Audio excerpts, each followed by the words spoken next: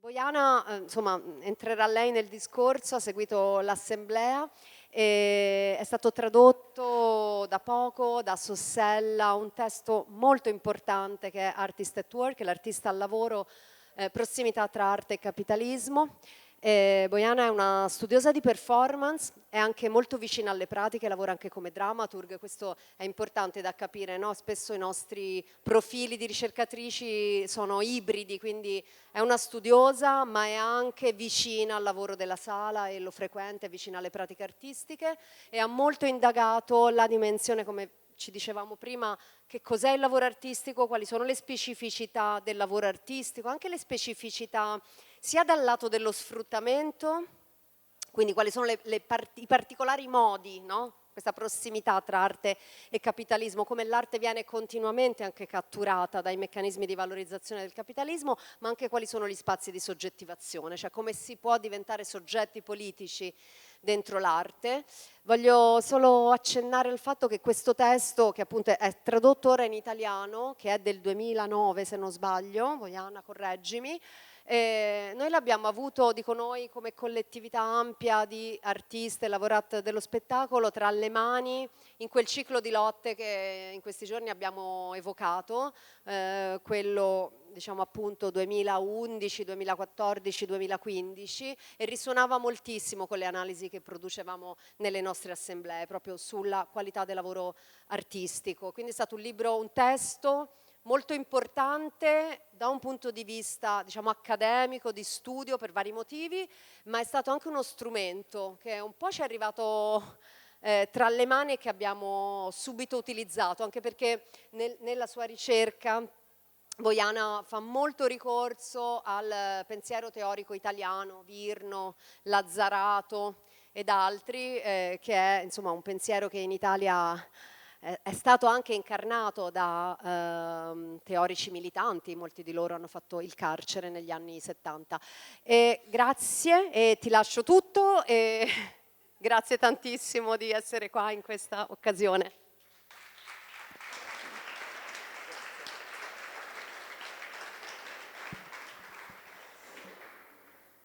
Grazie. Thank you very much for the invitation and for that great introduction. You have the Italian translation on the QR code, and there are also images. If you don't have it, I will just describe it for you, and then you can go later and see the images, because I would like to talk about several artists in the relation to the dark side of art. And I have to say first that I'm very, very happy to be here and also very excited, but also a little bit anxious after the whole day you spent together. And I was listening to the discussions and I was very touched. I can grasp some of Italian language, and so I just wish you to continue and that this day will echo in the next days and years and decades. So this talk will be a talk with which I would maybe a little bit tell you several stories and try to think through conditions of art through this ambivalent metaphor of darkness. I will read because of the translation, otherwise I could speak, but I will read very slow so you can follow, and if there are any questions, you are very welcome. So, the dark side of art. How to continue when everything is falling apart? I borrowed this question in the subtitle of my lecture from the description of the latest exhibition of Palestinian artist Raeda Saadeh, an exhibition titled Dear Visitor, currently on view in a small gallery in Jordan.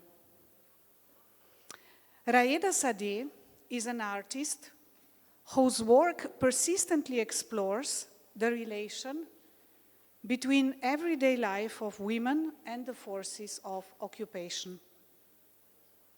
In her work, these forces take on many faces: political borders, soldiers, walls, fences, but also traditional expectations, cultural constraints, intimate demands.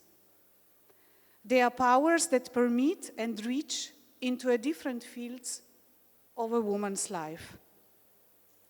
Saadeh says that the woman who appears in most of her work is oppressed, but at the same time full of ambition. And I will quote her, "She is saner than she should be, and yet she is also a little mad. She is both fragile and strong. She is fully aware and responsive, and she is constantly on the move. And every move she makes, every act is an act that exhibits awareness towards her surrounding environment, while simultaneously being an act of revolt towards social orders and conditions," said Raeda. Among her works, I especially recall a self-portrait in which she stands at the doorway of a house, dressed in a leather jacket, caught mid-step with a suitcase in her hand, but with one foot cemented into a concrete block.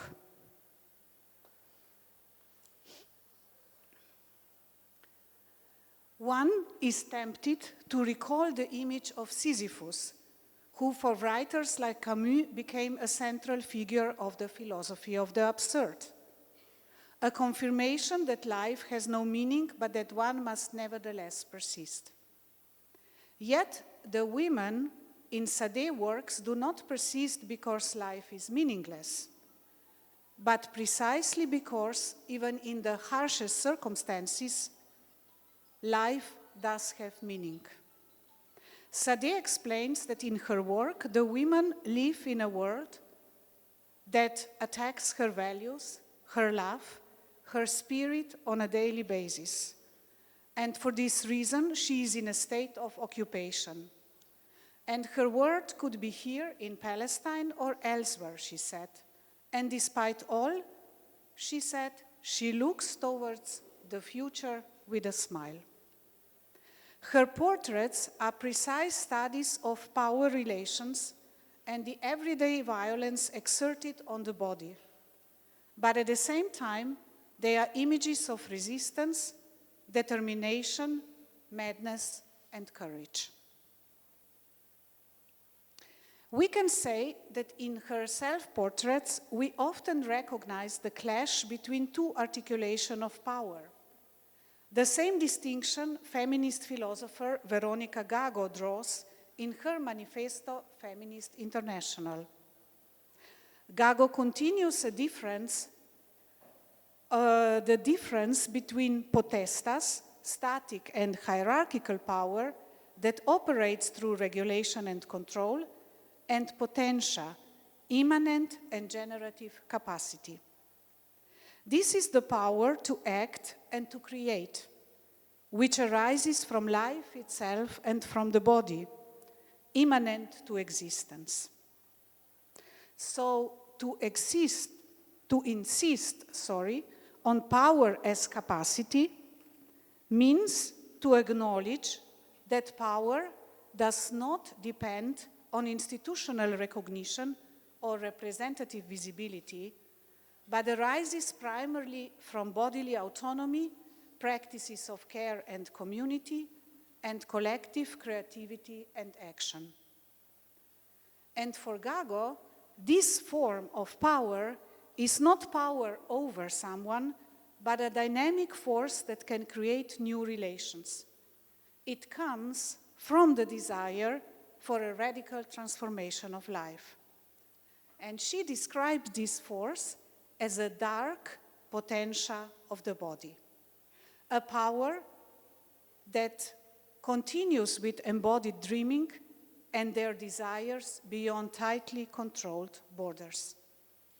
And somehow, Saadeh portraits work as emblems of power in the sense of potentia. In a single, seemingly simple image, they embody the capacity to act and to persist, even in the most limiting and violent circumstances. Can you follow me? It's okay? Yes? Good. Just let me know so that... Yes. Yes. Saadeh, S-A-A-D-E-H, Raeda. Raeda Saadeh. This capacity is also at work in another of Saadeh pieces, a short 10-minute film in which we watch her wacoing a desert. At first glance, what unfolds before us looks like a scene of absurd persistence, or perhaps an image of female suffering, a continuation of useless care.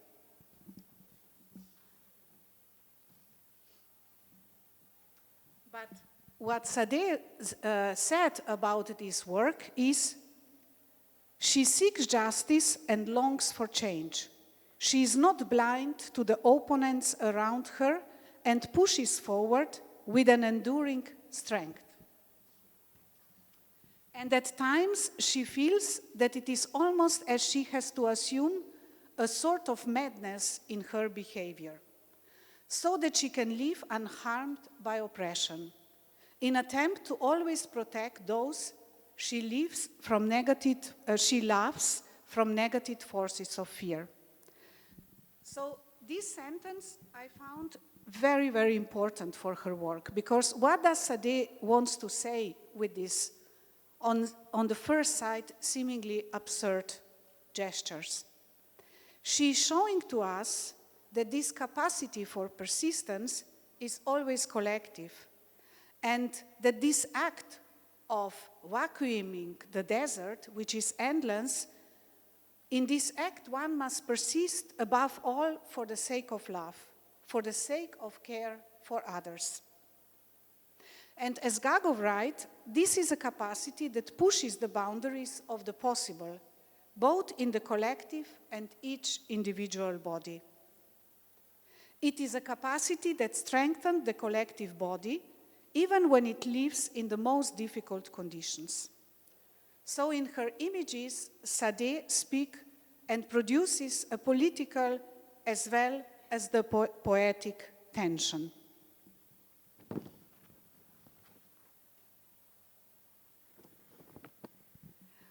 I wanted to start with her work also because we are living in the moment where a lot of violence and utter destruction is directed exactly in this power of capacity, of what does it mean to live differently, how to live. And for me, her work also opens a path to reflect on what it means to persist in the work of art today, because she is very busy with the position of artists herself in her work, when the lives and labor of artists are shaped by precarity, discreditation, the loss of institutional support, but in other contexts also with violence, the threat of death, exile, etc. What matters is to make visible and strengthen this stubborn collective capacity to continue, even under the most hidden and darkened conditions of artistic creation. So in these images, I don't recognize the individualist, but collective and relational, inseparable power from care for others, and at the same time, obstinate and untamed. This becomes crucial also when we speak about the precarization of artistic labor. Sara Ahmed describes such stubborn figures as willful subjects. These are subjects who persist in their wanting, even when that means deviating from the designated path or refusing the prescribed destiny. Persistence here is not a passive patience, but an active form of resistance. a movement that slows down or diverts the course that it's supposed to lead to what appears inevitable. In one of her almost poetic formulations, Ahmed writes, "Persistence can be a deviation from the trajectory, what stops the hurtling towards fate, what prevents a fatality." To put it simple, persistence actually can stop the trajectory towards fate and also all the fatalities which we are meeting on the way. And in this persistence, Ahmed understanding meets Gago's notion of dark potential, a desiring power that does not oppose the possible, but instead expands the horizon of what is possible.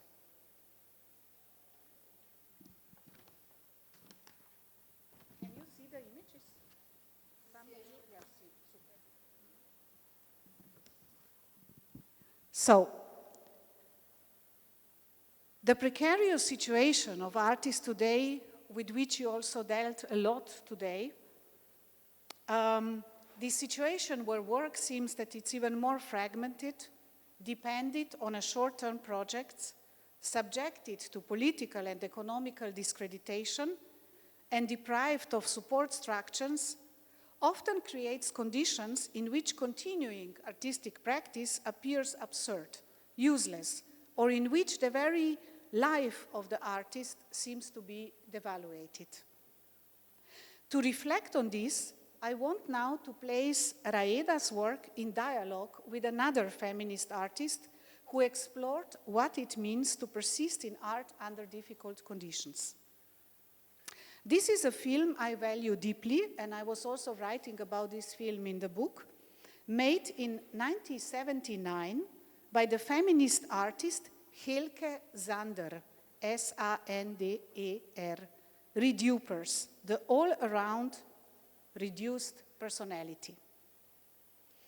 Helke Zander was a central feminist artist and activist, especially in the 70s and 80s.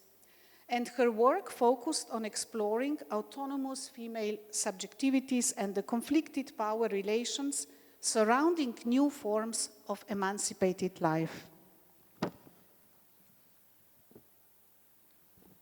So, this film, an hour-long film, is an essay on the life of a photographer named Eda, played by Zander herself, who is at once an artist, a single mother, a member of a feminist collective, a photographer for a chronicling journal, living and working independently in West Berlin in the late 70s.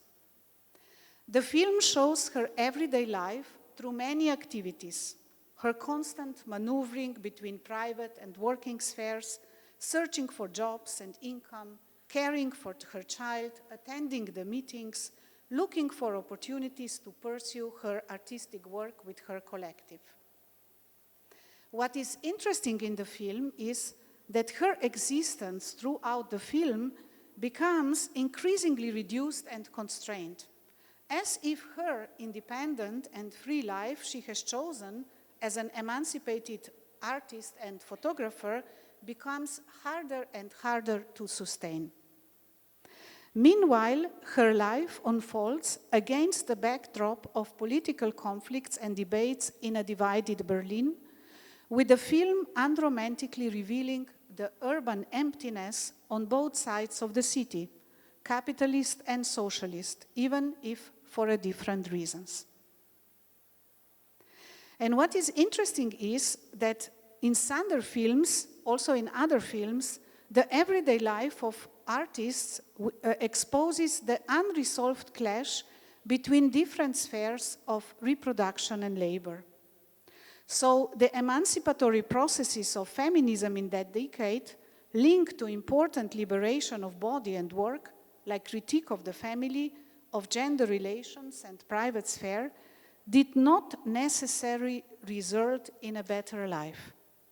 Instead, they often created new interdependencies, leading to a heightened precarity and exhaustion. And that's exactly the focus of Zander critical engagement also from a feminist point of view. So emotional labor, the disappearance of boundaries between life and work, self-organized and independent existence were not only part of emancipatory processes, but also triggers of new political and economic problems for emancipated women. And Marion von Osten observed how the creative freedom of the protagonist lives at the edge of economic marginality results in even greater dependency. So, professional and artistic emancipation did not necessarily mean an emancipation from the traditional stereotypes, divisions, and expectations. So what is also so actual in the film is that Sanders depicts in her film essay the collapse of the structural collapse of everyday life, which has nothing to do with individual responsibility, but stems from the lack of alternative, community-based and non-profit ways of living.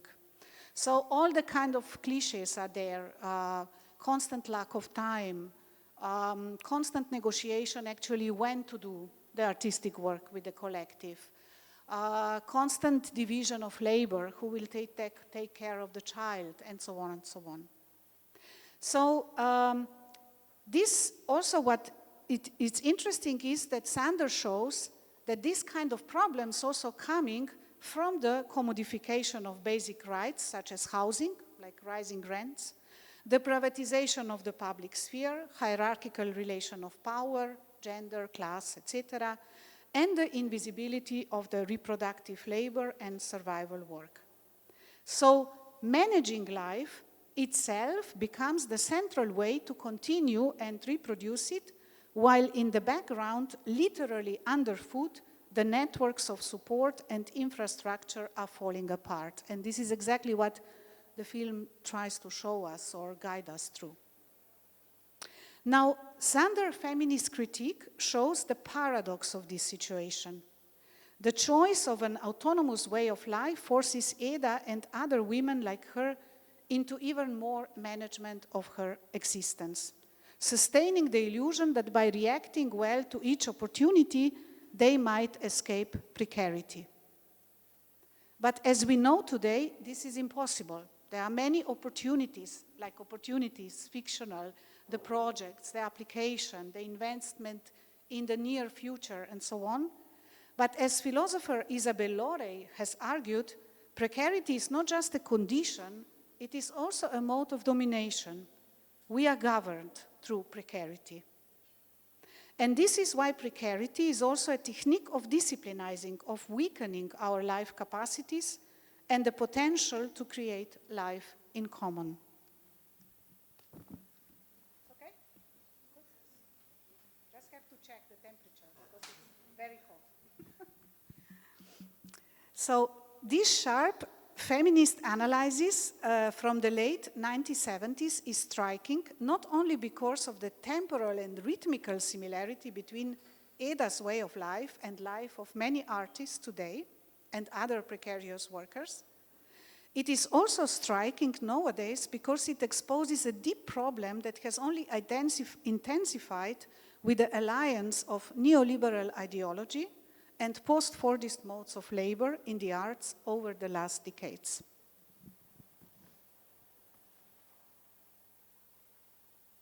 For the one who are looking at the translation, I will jump now to the number 3, to the photo. So I will just go over a little bit of text. But there is another thing which is very interesting to relate to the title of the dark side of art. In the film Redupers, we see Ada often at night. So half of the film actually is happening at night, working on her artistic work, on her work for survival as a freelance press photographer for crime pages and Night Chronicle in the newspapers. She also develops her photographs in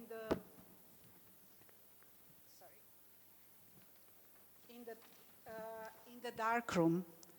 In another scene, she falls asleep in her bedroom, exhausted, next to her lover, during a conversation about recent political events.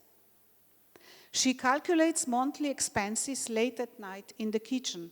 She travels constantly to cover various events at night as a photographer, from car accidents to retirement dances.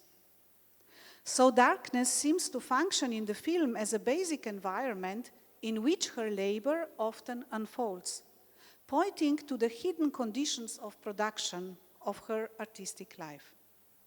The only thing which happens in the day is her collective work, and even that is happening on weekends when women have time to come together and do the work.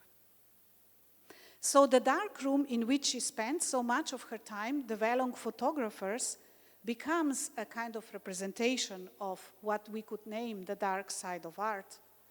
And this dark side of art, of course, is also a hidden abode of production, as Karl Marx famously formulated it. For Marx, the hidden abode of production was the space concealed behind the appearance of the free labor market, the backstage where the surplus value is extracted from labor power.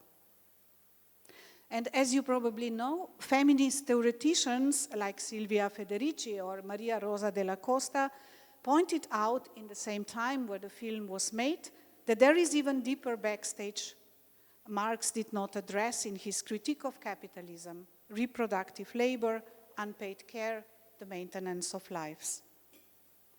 And this labor becomes in a very interesting way visible in Sanders' film, where Eda shifts from one mode of work to another, where no clear boundary remains between private and public life. But at the same time, in this dark room, Eda is not just suffering. She goes in the night and takes photos of the retiré dances, and she could not help herself to dance herself with them, and so on and so on. So there are a lot of ironic situations how she also subverts this kind of situation and where she has to work for subsistence.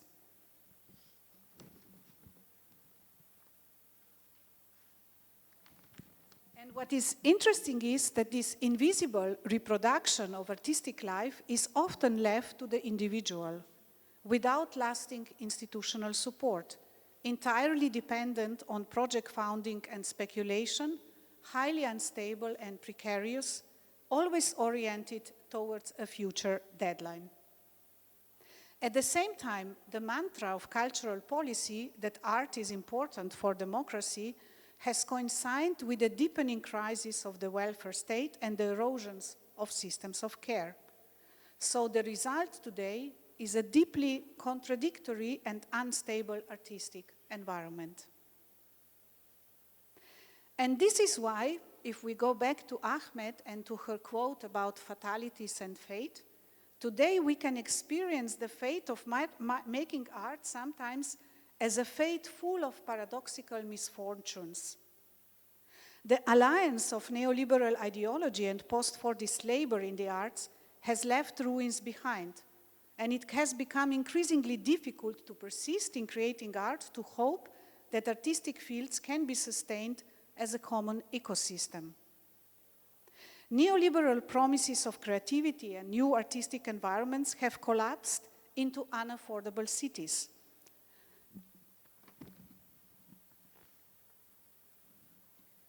And the disappearance of the very places that once hosted artistic collectives and community practices. And after decades of cultural politics insisting that art is crucial for democracy, I have to put this crucial in that, but I don't have 3 hands, so crucial. Crucial for democracy and for democratic public sphere, a phrase repeated in countless cultural policy documents, only a small circle of affected artists protest when cultural cuts are made. Art seems to have lost its visibility despite its political engagement.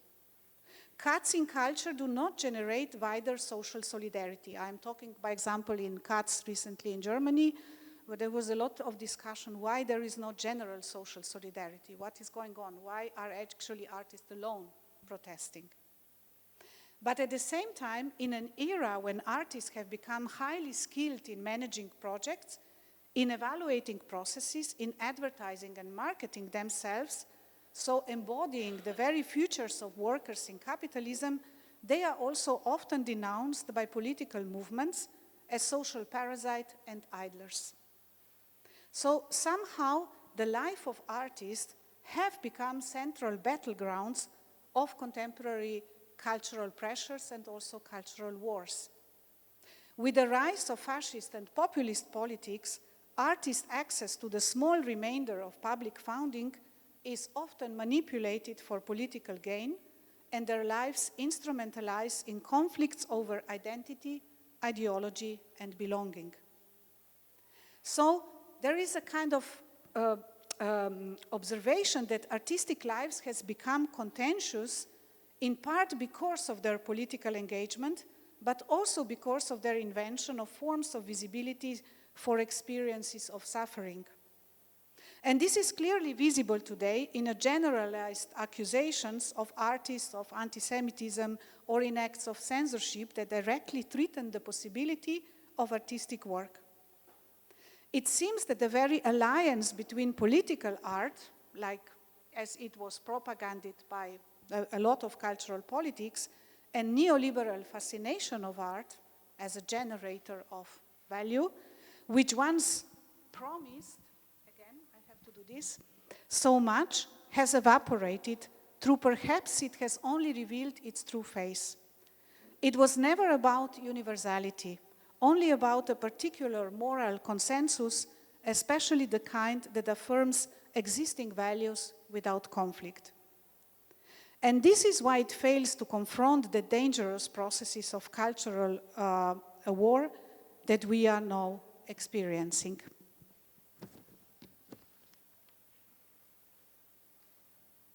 Now I describe you several facets of a very dark side of art. But now I would like to finish more optimistically, because darkness is not just, you know, it's very ambivalent, and it has a lot of capacity also. I will go to the number 4, so for the ones who are, yeah. And this chapter has a title, Beyond White Cat Sorrow. To sum up, today we can speak of a kind of post-creative reality of artistic lives, a reality that can be described as the dark side of art, where the conditions of artistic production generate countless paradoxes, and for sure you discussed many of them today together. The established cultural political model, if it was ever established, is collapsing, or there are fragments. And it is also very clear that it has big problems, but nevertheless, there is a kind of a feeling that sometimes the whole artistic ecosystem is endangered, what we could name a scene, a field. I like to talk about the ecosystem because I think there are many different factors which are contributing that art can grow and prosper. And, but on the other side, darkness is an ambivalent atmosphere and a complex place. It is not simply the absence of light. It is, as we know, bodily experience, involving a different orientation in space and time, which can restrict us, but also paradoxically sharpen our capacities. Although it feels harder to continue creating art, as if artistic work and life has no future, perhaps this only means that we must step into another register of shared experience, one no longer organized by effective production, competition, and perfect management. We will not be better when we will work more.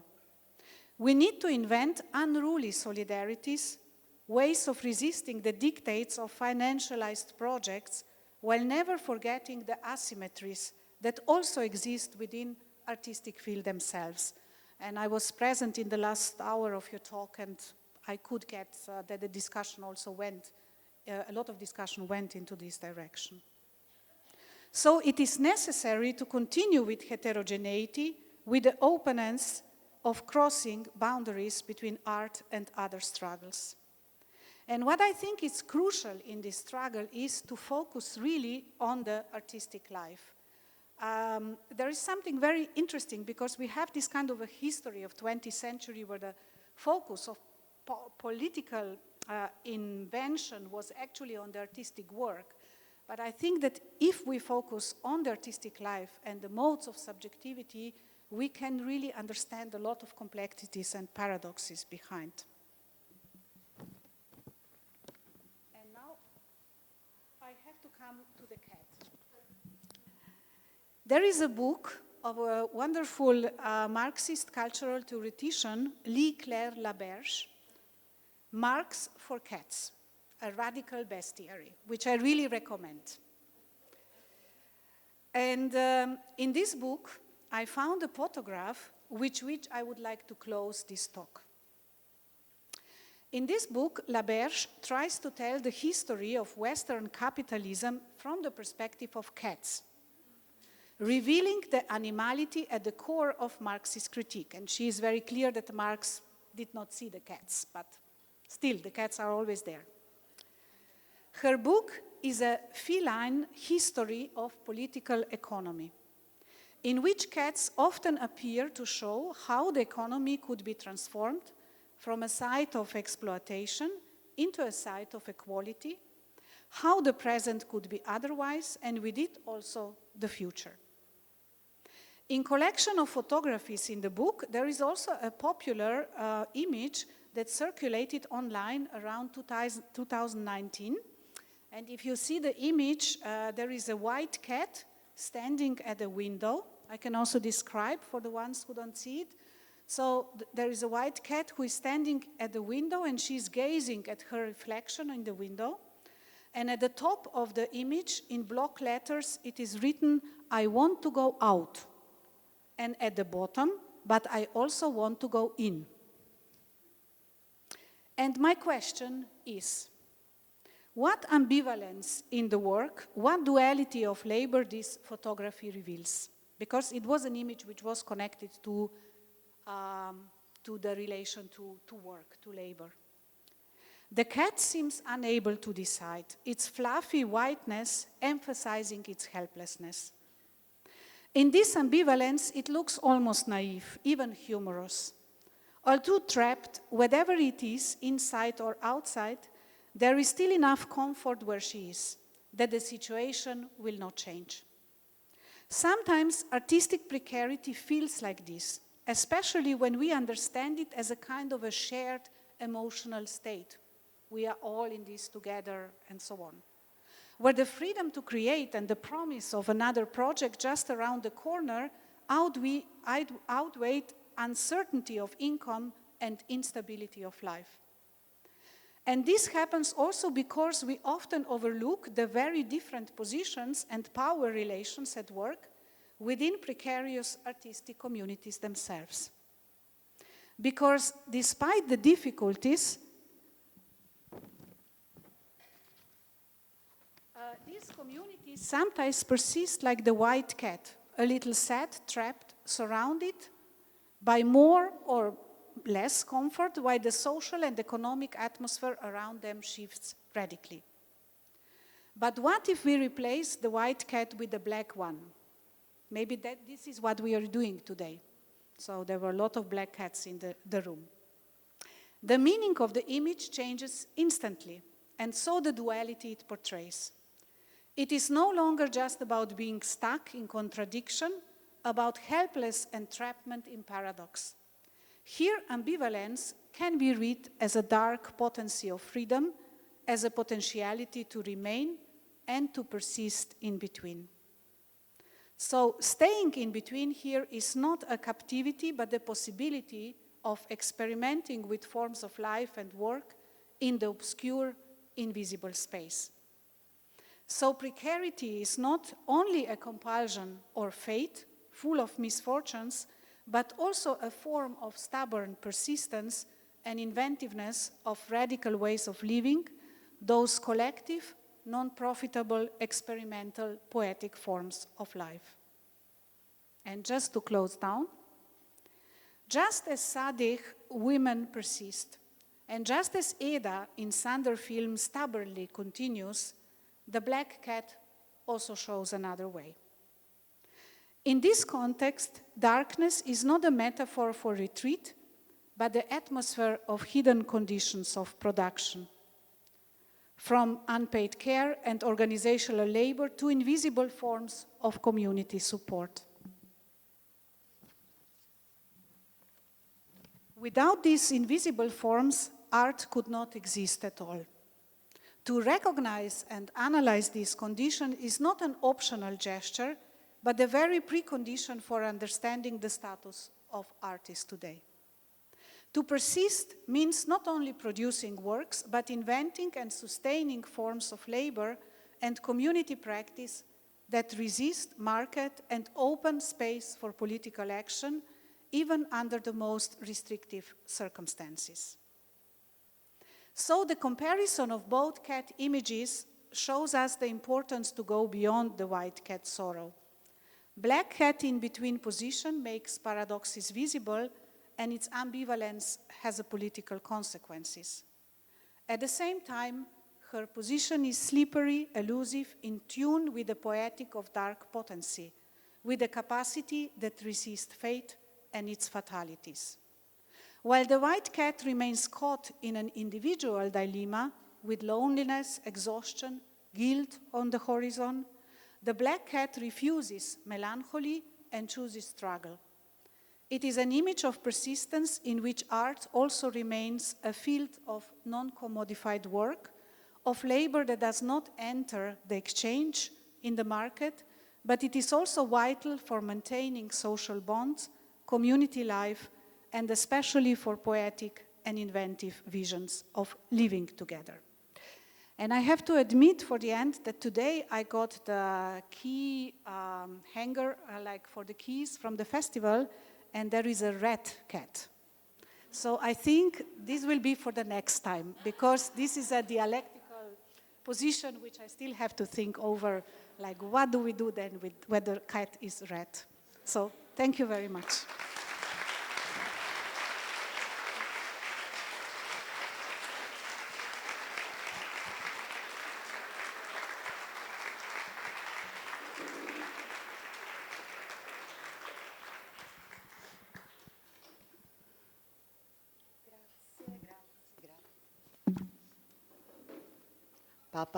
Grazie tantissimo a Bojana, hanno risuonato tantissime parole che erano venute a galla nelle riunioni, nei tavoli e nell'assemblea. Persistere è un verbo che è uscito moltissimo, ostinata capacità collettiva di continuare anche come una pratica, più che una pratica come una temperatura emotiva, no? della lotta. Tutta la questione del riconoscimento, ad esempio nel nostro tavolo insorgere è emersa relativamente alla questione delle istituzioni, non c'è stato tempo di approfondirla, qui tu la metti in relazione, cioè il riconoscimento, no, attraverso il finanziamento delle istituzioni artistiche, ma è una questione che ad esempio i femminismi hanno radicalmente affrontato e anche decostruito.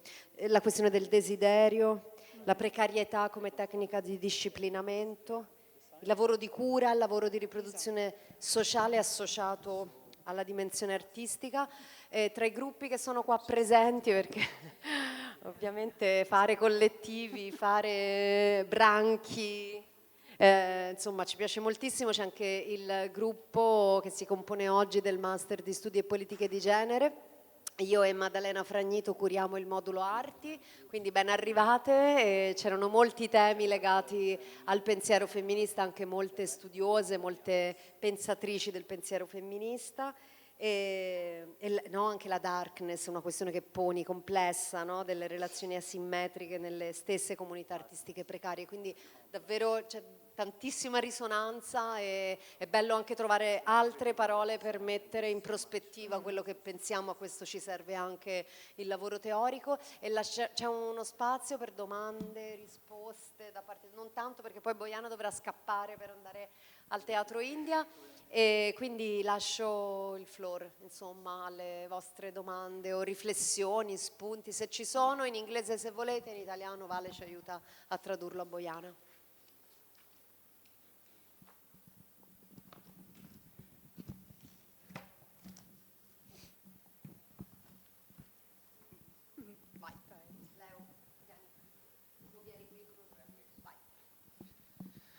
First of all, thank you so much for, I thought it was, I'm just going to stand, okay, sorry. It's okay, it's okay. No, I didn't want to, it was very interesting, like, apart from the cat as a figure, an animalistic figure, but also the power of the paradox.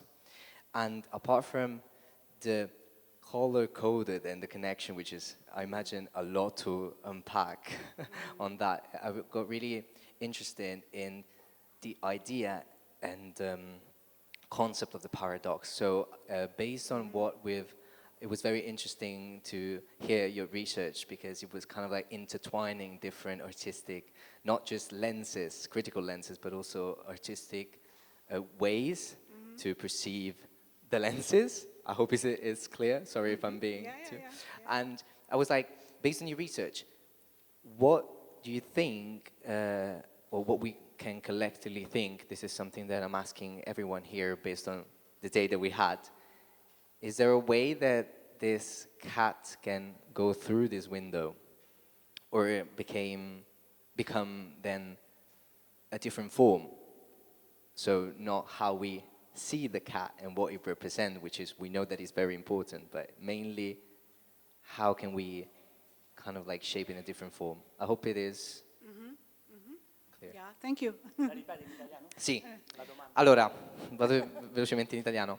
Dico, ero molto interessato non solo al concetto del gatto, ma e non tanto sul colore e quindi sul codice dei colori. Qui secondo me non abbiamo tempo adesso per aprirlo, ma anche sul concetto stesso del paradosso. Cioè il paradosso è un qualcosa che ci portiamo spesso dietro, e dato che la sua ricerca era una ricerca che copre diversi ambiti artistici, quindi cinematografico, e copre anche diverse lenti critiche, guardando al femminismo, marxismo, più che sul appunto aprire il concetto sul gatto, mi interessava capire: questo gatto può avere una forma diversa, può attraversare questo vetro, in che modo? In base appunto alle ricerche che sta portando avanti, e è una domanda anche collettiva in base a quello che ho sentito oggi e alle meravigliose cose che abbiamo sentito. Più sulla forma e su come potremmo fare, ero interessato alla ricerca. Non so. Grazie. Niente. I will just answer very shortly. It's a very important question. Of course, paradoxes are there when we talk about, they are arising from understanding this as a kind of individual position. There where the paradoxes are. No? The paradoxes of labor are there where we think that we are the ones, like that is very often present in the artistic communities. It's not on you. There is something very problematic structurally, socially, politically. And I think, yeah. Very,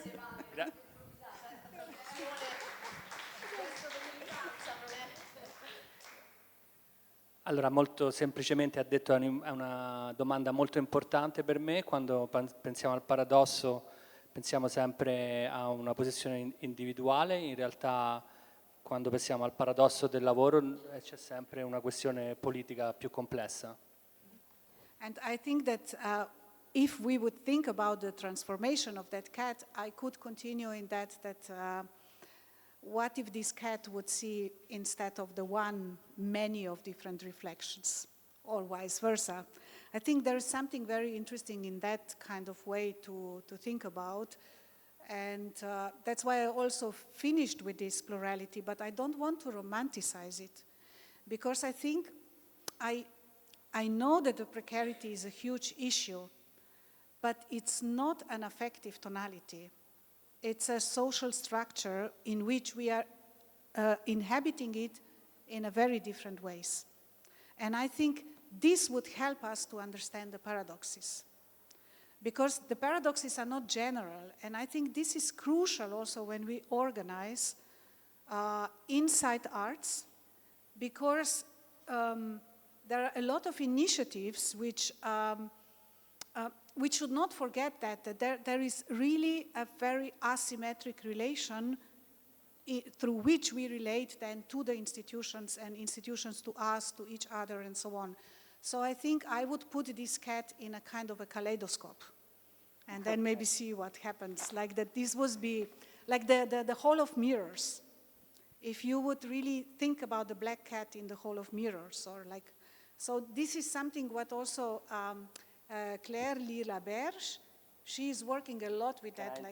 Like, sorry. Sorry. I think I missed the first part. It's okay, I will repeat. But you were... no, in italiano, scusate. Stavo leggendo i miei appunti in inglese. Il paradosso è cruciale. Non è individuale, ha ripetuto. È individuale. Ok. Sorry, my Italian is not. It's crucial. No, you have to repeat it because it was so long. I was just saying very shortly that the paradoxes which I observe are coming because we understand this position as an individual position of the artist. Yeah. So these are really related to our individual position. These are full of paradoxes. Ok, quindi il paradosso si comprende perché siamo nella nostra posizione individuale.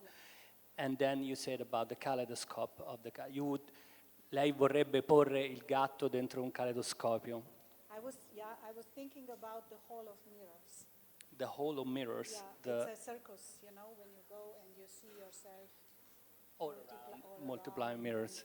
È come una stanza degli specchi in cui si moltiplica costantemente la propria immagine. E quindi se lei dovesse riporre il gatto, lo riporrebbe dentro questa stanza di specchi. Grazie. Altre domande? Bojana, quando poi... You were quoting something and I interrupted you, right? I quote the author, Lee Claire Laberge, her books, Marks for Cats, Okay. because she is following through the history of political economy a continuous transformation of a cat. Ok, quindi lei è ritornata al libro che citava prima, Marx, dalla posizione del gatto, e lei continua a fare un'analisi del marxismo sempre seguendo la posizione del gatto. There is also a famous image where cat sees herself in a mirror and there is a lion. Okay. She sees a lion.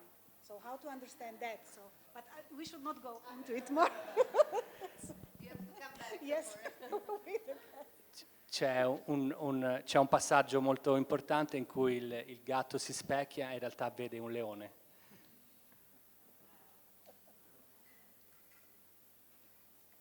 Altre domande, se ci sono?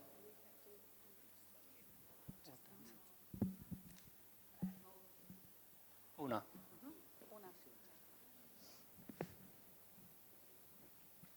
Okay.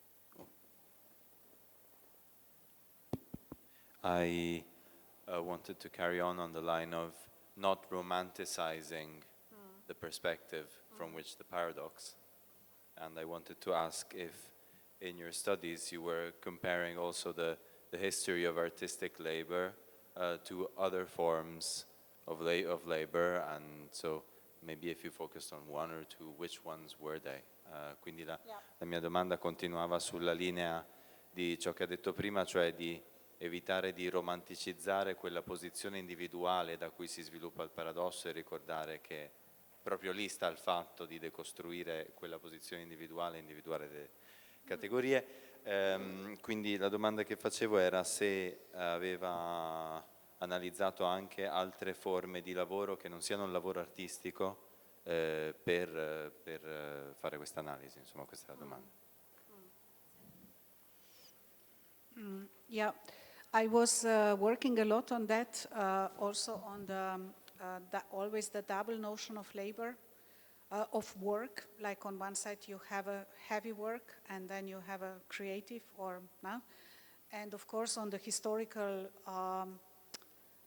changes which were also connected with the artistic labor. So this is one. Sì, ho fatto questa analisi, in italiano lavoro è sempre lavoro, ma in inglese è lavoro e work and labor, c'è una differenza tra il lavoro retribuito e il lavoro. E quindi lei ha fatto questa analisi anche andando sulla parte più storica del lavoro artistico? But what I was very focusing it was how these new modes of labor, which are connected to creative work, to linguistic labor, to affective labor, how are actually ingrained in the way how do we understand today what is the role of artists in the society. Ma anche come questi modelli di lavoro in qualche modo influenzino la nostra comprensione di che cos'è un lavoro artistico oggi. Yeah, and that's for me an object of study because we also have a very specific discourse with which we describe what we do. And I'm very curious to analyze this. So why there is suddenly a moment in history where we understood our work as collaboration or as care? So there's something very interesting also in that kind of analysis. Yeah. E lei ha continuato su quello che ha detto precedentemente, è importante comprendere come queste nuove forme di lavoro, come delle nuove forme di collaborazione, come nuove forme di care stanno influenzando anche il lavoro artistico, e per lei questo è centrale, è l'oggetto della sua ricerca.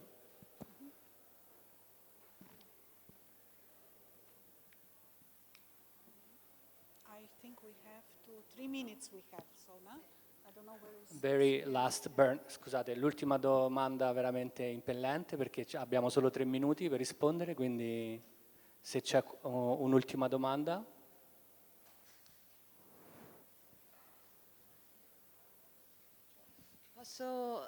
May I speak Italian because I'm very tired. Allora, no, grazie mille, soprattutto appunto per tornare a ricordarci che la precarietà è una forma di disciplinamento, e in questo senso mentre parlavi, in questo senso mentre Bojana parlava pensavo che è veramente interessante oggi in questa fase, diciamo in questa congiuntura, leggerne anche le fasi storiche, cioè leggere come sono avvenute alcune trasformazioni all'interno proprio dei processi di precarizzazione, no? Come siamo passati ad esempio dalla progressiva erosione di quei pochi contratti che avevamo alla fase, diciamo, quello che abbiamo chiamato, no, l'imprenditore, l'imprenditrice di noi stesse, fino a questa società dei bandi, no? Che è la trappola in cui siamo cadute dentro tutte, che ci sta non solo prendendo tutto il tempo ma anche bruciando tantissimi neuroni, no? Cioè perdiamo più tempo a scrivere quello che dobbiamo fare che a fare quello che vogliamo fare.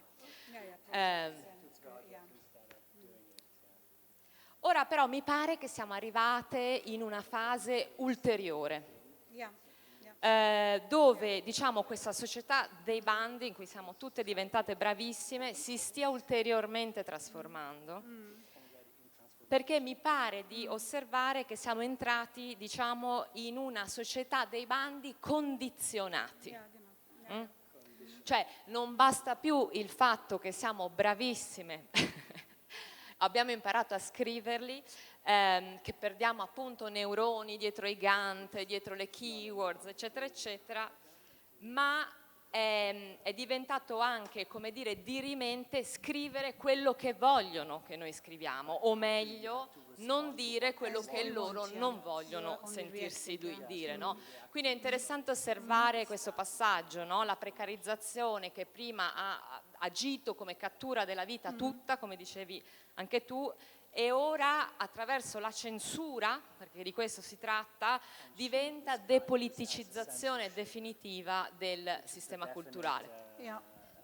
Ecco, non abbiamo tempo qui per discutere di questo, io credo che ci sono molte, diciamo, pratiche che stanno uscendo dall'oscurità e che dobbiamo osservare, saper osservare, che non sono probabilmente tutte su questo territorio, perché queste fasi sono già avvenute in altri territori, quindi altri territori ci possono dare delle indicazioni, e in questo senso ad esempio la Palestina torna al centro perché è un territorio che ha già vissuto questa fase. Ecco, quindi questa non è una domanda, era più una riflessione di come si trasforma il contesto, e per tenerselo per i prossimi giorni. Grazie. Grazie.